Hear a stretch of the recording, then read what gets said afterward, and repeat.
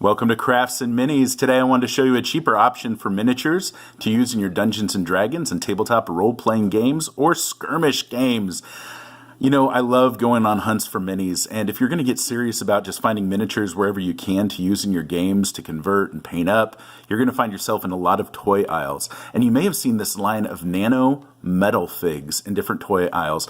And Disney makes some, and there's different wrestlers I know you can get at the Dollar Tree and stuff, but I wanted to show you one example of using these Nano Metalfigs that I think turned out really effective. So you can see here that they're 100% die-cast metal. That is not easy to work with. You're not going to cut it.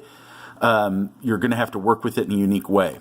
And when you buy these figs, they come like this in the blister packs. And here's Baymax from Big Hero 6. And I picked up, actually, I think 10 or 12 of these that I wanted to use because I was like, you know what? That looks really cool. Now, at first, I saw this huge base on him, and I thought I'd have to use that. But when I actually got it, I was able to take off that base from the fig with a little bit of effort, rebase it, do a little putty work to model it a little different, and wanted to show you the results. So here, you see an example of what I did, lined up left to right. Here's progress shots of every step of the way. I know I'm not at the point yet where I have any editing in my videos. They're pretty fast and dirty, and you guys are amazing for putting up with me. But I wanted to show you the idea behind this, even if I couldn't do an edited video to chop up step by step how I did it. So when you get the fig, like you saw in the package, they come like this. Now, the reason I like this was that this is a bulkier model. And when you're looking for toys, you know, even though I don't like the head, and I don't think that'd necessarily be the best for games, the body itself had a lot of potential. And you can see the base, it's like, it seems like it's welded on there, and I can't like pull it apart right now. But if you get a pair of pliers and you do this carefully, you can pull off on this miniature the base. Now, I have been able to snip some of this metal with some pretty serious pair of clippers that are used for metal on some other figs. Like there's a Harry Potter line of these figs that some of the figs are a little bigger than 28mm scale, but you know, they can just be a little bit taller in your world. But I really like this figure of Baymax for use in the game. So here's what I did.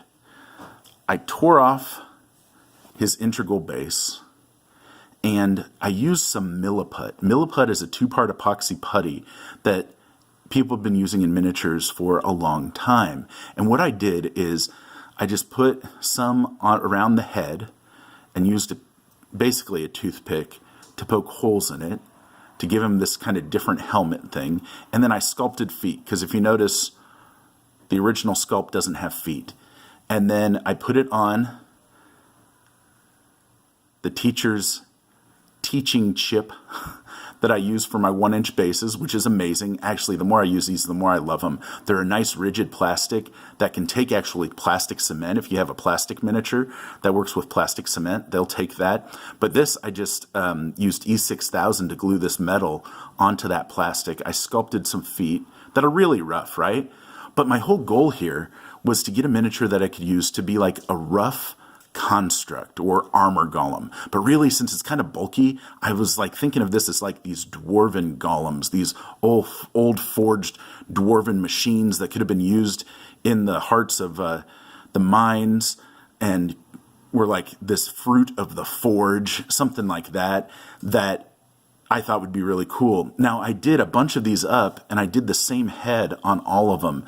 And what's kind of cool is, since I sculpted them myself, of course, the heads are actually slightly different each one, because I'm not like a pro sculptor or anything like that. And I wanted to show you, when you prime these, it all comes together. Now, you know, if you've been watching my videos, this technique is zenithal priming or two-tone priming. I use a sandable black auto primer all the way around. And on something like this, you know, some people might want to try to strip the paint off the mini. I didn't. I knew I wouldn't need like a lot of detail on these. That's not the look I was going for. And so I just used the sandable black auto primer just over what you see here already on the red figures. And then I did a white spray just from the top on both sides. And you can see from the top, it's pretty much all white.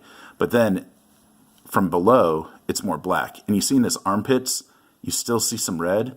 And underneath, where the primer didn't catch, because I didn't pick them up, I use hot glue to glue them onto large popsicle sticks when I prime.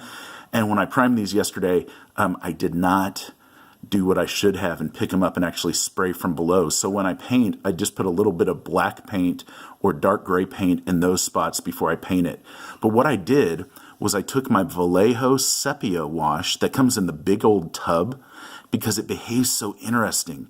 And I've been using that on a ton of miniatures lately, but I use that on the whole miniature, and with the Zenithal Prime, you get the shadows already in there and the highlights, and it really tied everything together. So I did that, and then I did just a little brushwork of this new silverish paint. I think it's called like Skeleton Key. I just got it from Reaper Miniatures, and then I used some of the GW Rust effects that I put in the crevices and then wiped off.